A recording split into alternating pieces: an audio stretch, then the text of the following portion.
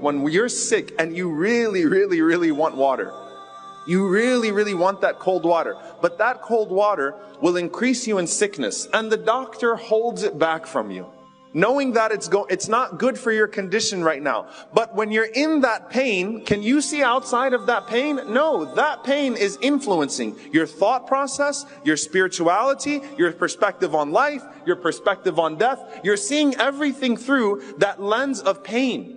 And suddenly all you want is, Ya Allah, get me out of this. Ya Allah, get me out of this pain. And Allah holds it back from you because He knows it's better for you. Because why would Allah give a drug to an addict and your addiction is dunya?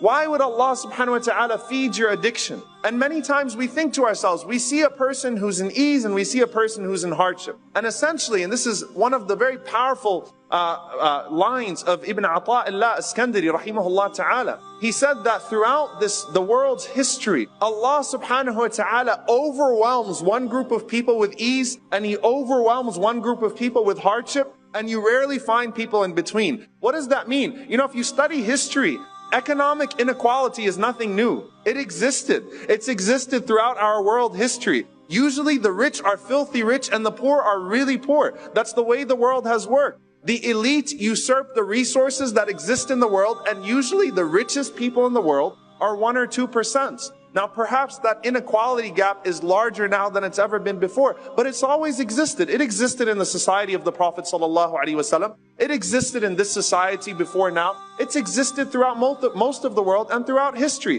that the poor are very poor and that the rich are very, very rich. And there are two paths to Allah. There is the path of ease, which is to be responded to with gratitude in this world. And there's the path of hardship, to which the response is patience. Both of these arrive at Jannah. The majority of people will figure it out in hardship and not in ease. And that's why the majority of Ahl al-Jannah, the majority of the people of paradise, are poor people, are fuqara and masakin.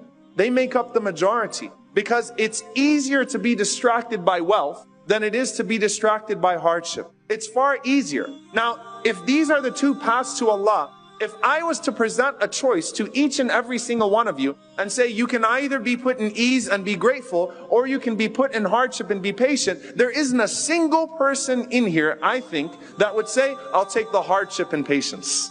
Each and every single one of us would say, okay, great. Let Allah give us and we'll be in ease and we'll say Alhamdulillah and we'll be all good, right? That's how each and every single one of us would naturally respond. And we will protest our case to Allah. Ya Allah, get me out of this hardship, and I will be grateful. But Allah knows what will happen to you. Allah knows what will happen to your personality. Allah knows that if this dunya is given to you, it will distance you. And Allah holds it back. And never equate your situation with your status. Surah Al-Kahf. Allah punished a man by giving him an extra garden. Allah loved a couple, so He took away their child. Think about that.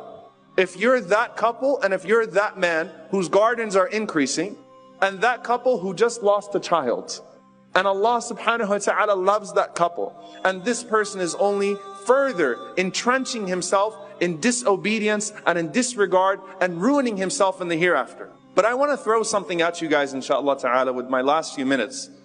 And that is, number one, do not ever think that Allah subhanahu wa ta'ala is ever putting you in an unfavorable situation to draw close to Him. What Allah has given you, your share of dunya, your share of hardship, your share of ease, Allah has given you the right slate so that you can respond in the right way. Don't ever think that Allah is putting you in an unfavorable situation. That's number one. Number two, the most noble man in terms of his lineage, in terms of his pure nobility in the worldly sense and also in the hereafter sense, is who the Prophet ﷺ said is Yusuf alayhi salam.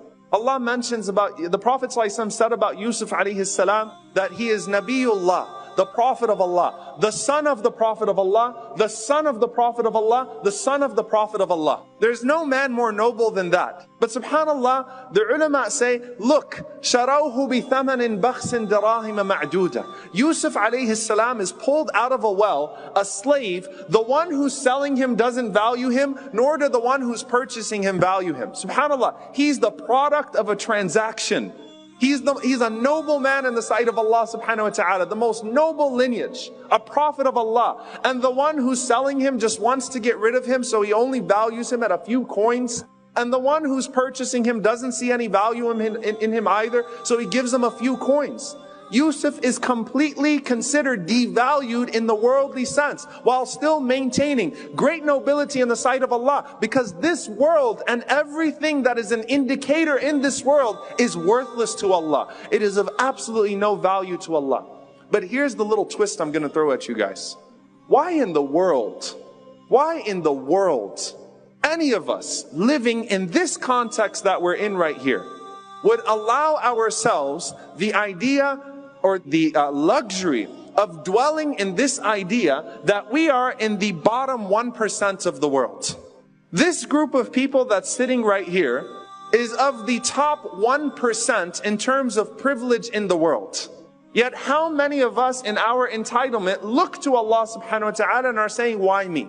Privileged in regards to our safety and security, privileged in regards to our wealth, because, just think about where we are right now and what situation we're in. Why do we always assume underdog status when we're talking about hardship and ease? Why?